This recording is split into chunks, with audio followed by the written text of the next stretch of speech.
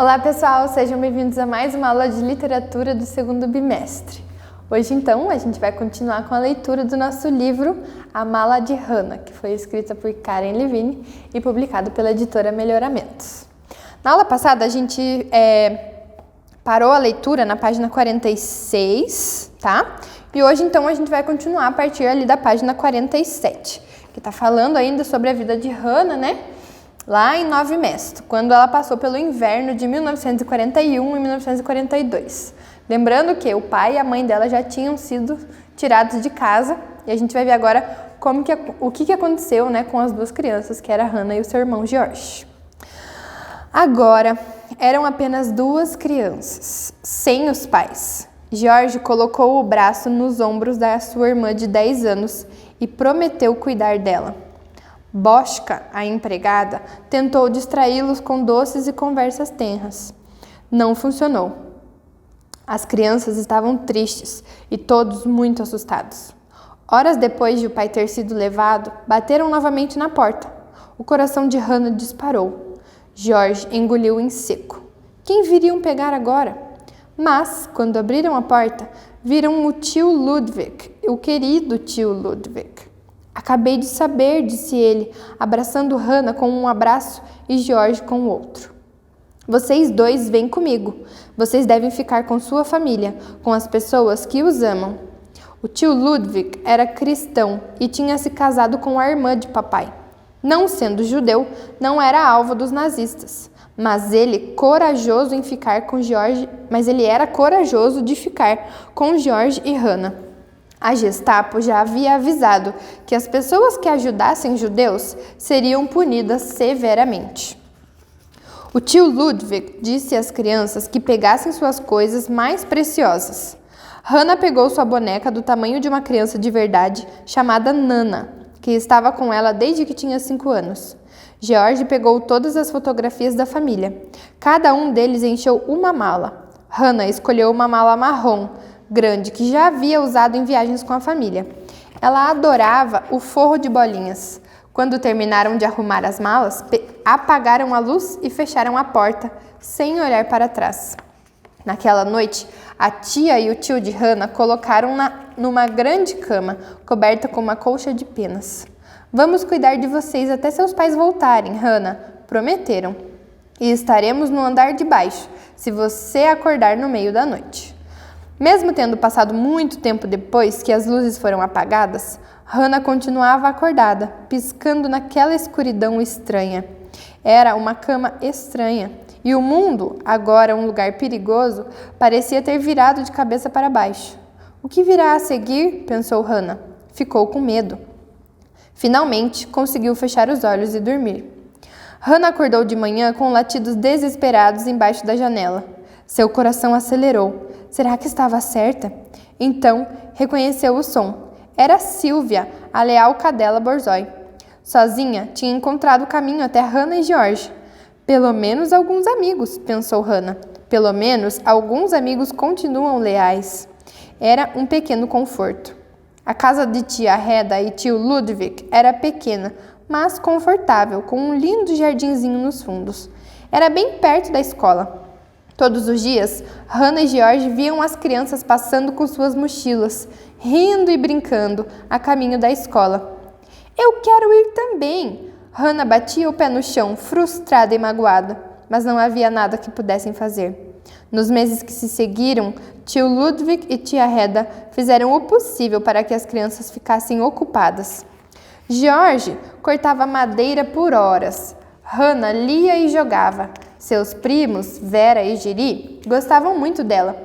Às vezes até iam juntos para a igreja. Todos os dias, na hora do almoço, Hannah e George iam para casa comer a comida de Boschka, que adorava mimar as crianças. Ela os abraçava, beijava e lembrava que havia prometido aos pais deles que ia cuidar muito bem da alimentação dos dois, para que ficassem saudáveis. A cada 2 ou 3 semanas, chegava uma carta de papai, que estava na prisão da Gestapo em Iglau. George lia apenas a parte feliz da carta para a irmã. Ele achava que a irmã era jovem demais para saber toda a verdade sobre as condições terríveis das prisões e sobre como o papai estava desesperado para sair. Hannah, porém, não era jovem demais para ser deportada pelos nazistas. Mais um capítulo então, ali na página 53, ainda falando sobre 9 Mesto, agora em maio de 1942. Um dia, uma notícia chegou à casa da tia Eda e do tio Ludwig. Hannah e George Brad tinham de se apresentar no centro de deportação em Trebik, a 15 quilômetros de 9 Mesto, no dia 14 de maio de 1942. Era isso que o tio Ludwig temia. Ele chamou as crianças ao seu escritório e leu a carta para elas. Então, tentou dar a notícia da melhor forma possível. Vocês vão viajar, disse ele, juntos. Vocês vão para um lugar onde há muitos outros judeus e muitas crianças para brincar. Talvez nem precisem usar a estrela. Eles não disseram nada. Estavam tristes por deixar os tios. Hannah estava com medo. Quando Boschka veio ajudá-los a arrumar as malas para a viagem, Hannah encheu-a de perguntas. Onde estão nossos pais? Quando vamos vê-los de novo? Para onde estamos indo? O que podemos levar conosco? Boschka não tinha resposta para nenhuma dessas perguntas. Apenas abraçou Hannah e disse que também estava indo embora de 9 Mesto para viver com um irmão numa fazenda. Hannah pegou a grande mala marrom com o forro de bolinhas debaixo da cama. Apanhou um saco de dormir que lhe recordava os bons tempos em casa, mesmo longe dela. George também pegou o seu. Enfiaram salame e açúcar entre as roupas, além de algumas lembranças. Aqui tem uma cópia do documento, tá? Onde ordena que Hannah seja deportada da casa dos tios no dia 30 de abril de 1942. Na verdade, ela foi enviada a Theresienstadt no dia 14 de maio. Tem uma cópia da carta aqui, tá? Não vou poder ler para vocês porque não está, em português. Tio Ludwig estava arrasado por ter de mandar seus sobrinhos para longe. Ele chamou um cocheiro para levá-los até o centro da deportação. Ele mesmo não conseguiria. Ele e a esposa fizeram o possível para conter as lágrimas quando se despediram de Hannah e George. Prometeram esperar por eles em 9 Mesto, quando a guerra tivesse acabado. Quando o motorista balançou o sino e os cavalos se puseram a caminho, ninguém disse uma palavra. Algumas horas mais tarde, o cocheiro deixou Hannah e George em frente a um grande depósito. Eles entraram na fila que se formava na porta. Quando chegaram ao guichê de registro, deram seus nomes a um soldado carrancudo. Ele os mandou para dentro de um prédio escuro e abafado. O chão dentro do prédio estava coberto de colchões. Hannah e George acharam 2 colchões juntos num canto e se assentaram. Quando olharam em volta, perceberam que quase não havia crianças, mas havia centenas de homens e mulheres judeus, esperando para serem enviados a um lugar chamado Theresienstadt. Todos estavam sendo deportados. Por 4 dias e 4 noites, Hannah e George ficaram no depósito, comendo a comida de suas malas e dormindo nos colchões no chão. Embora alguns adultos tentassem ser bondosos com as crianças, Hannah e George não queriam companhia. Eles tinham um ao outro e passavam o tempo lendo, conversando, dormindo ou pensando em seu lar. Foi dentro desse depósito, no dia 16 de maio de 1942, com alguns doces e um toco de vela, que Hannah Brad comemorou seu aniversário de 11 anos. Agora a gente vai lá para o Japão, Tóquio, em junho de 2000, quando a gente tem a Fumiko buscando então todas essas informações, sobre a vida de Hannah. A exposição O Holocausto Visto pelos Olhos das Crianças atraía mais visitantes, adultos e crianças do que Fumiko jamais sonhara. A história do Holocausto era nova para a maioria das pessoas que vinham ao museu. Como Fumiko acreditara, aqueles objetos e toda a história por detrás deles tornaram a tragédia real. Embora houvesse interesse pelo sapato, pela lata de gás, Zyklon B e pela pequena blusa, era a mala que mais atraía a atenção. Crianças e adultos frequentemente se reuniam em volta da mala para ler a inscrição. Hannah Brad, 16 de maio de 1931, Waisenkind, que significa órfã. Liam os poemas escritos pelos membros do Pequenas Asas e admiravam os desenhos de Hannah, feitos em Theresienstadt. Vocês sabem mais alguma coisa sobre ela? Perguntavam. O que aconteceu com ela? Como ela era? Fumiko decidiu redobrar os esforços para encontrar uma foto de Hannah. Em algum lugar devia existir alguém disposto a ajudar. Fumiko escreveu novamente para o Museu do Gueto de Terezin. A resposta veio: Já dissemos que não sabemos nada sobre uma menina chamada Hannah Brad. Fumiko não conseguia aceitar essa resposta. Decidiu, então, ir pessoalmente a Teresin. A gente tem aqui, então, na página 59, agora lá no centro de deportação, novamente, onde está Hannah e o irmão. Maio de 1942. Na manhã do quarto dia, ouviu-se um apito alto e um soldado nazista entrou marchando no depósito. Hannah e George se encolheram no seu canto, enquanto ele berrava as ordens. Todos devem estar na estação de trem em 1 hora. Cada pessoa só pode levar uma mala, 25 quilos, nem 1 grama a mais. Formem filas, não conversem, cumpram as ordens. A voz era tão áspera, tão amedrontadora. Hannah e George rapidamente arrumaram suas malas. Os adultos tentaram ajudar, certificando-se de que as crianças estariam prontas. Coitadinhos, pensavam. Uma jornada tão difícil e sozinhos, sem os pais. Sob o olhar ameaçador dos soldados, todos deixaram o depósito numa fila única e formaram filas na plataforma da estação.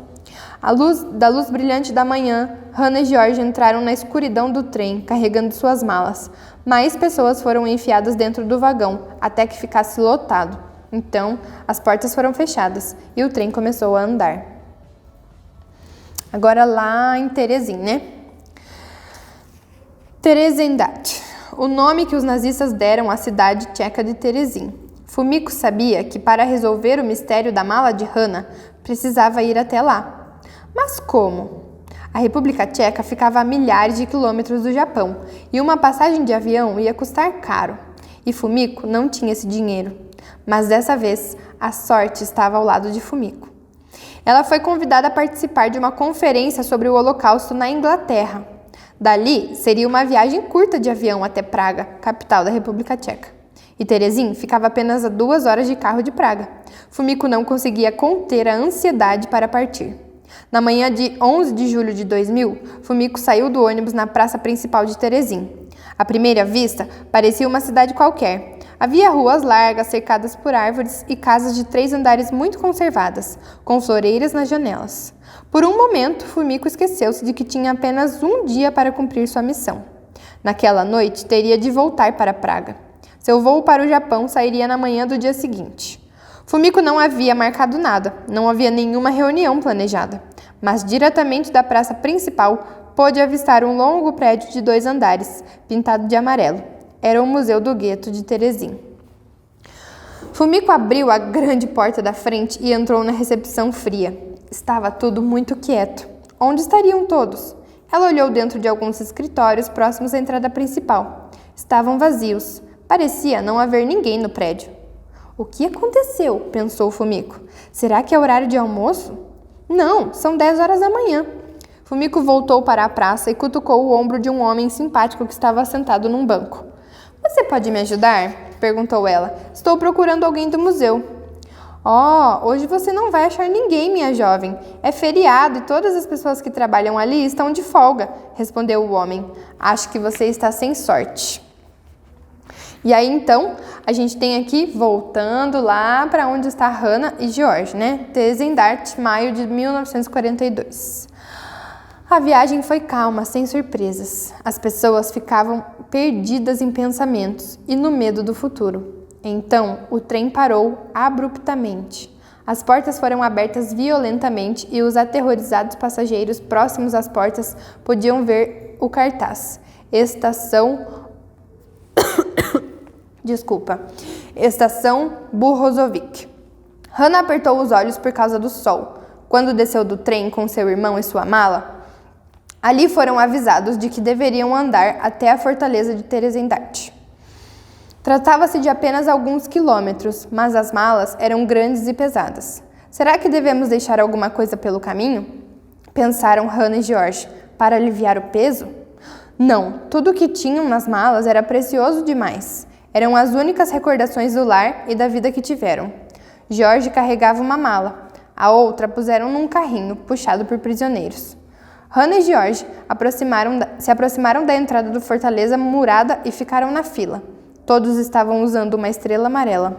No começo da fila, um soldado perguntava o nome, a idade e o local de nascimento. Garotos e homens iam numa direção, meninas e mulheres em outra. Para onde eles vão? Hannah perguntou a George, com medo de ficar separada do irmão. Posso ficar com você? Implorou ela. Fique quieta, Hannah, disse George. Não faça escândalo. Quando chegarem à frente da fila, o soldado os encarou. Onde estão seus pais? Quis saber. Eles estão em outro campo, gaguejou George. Espero que possamos nos encontrar todos aqui. O soldado não queria conversa. Escreveu os nomes em cartões e procurou joias e dinheiro dentro de suas malas. Então, fechou as malas com violência. Para a esquerda, disse ordenando a George. Para a direita, ordenou a Hannah. Por favor, posso ficar com meu irmão? Pediu Hannah. Mexam-se! Agora! Ordenou o soldado. Tinha acontecido o que Hannah mais temia. George deu um abraço rápido na irmã. Não se preocupe, disse ele. Vou encontrá-la o mais rápido possível.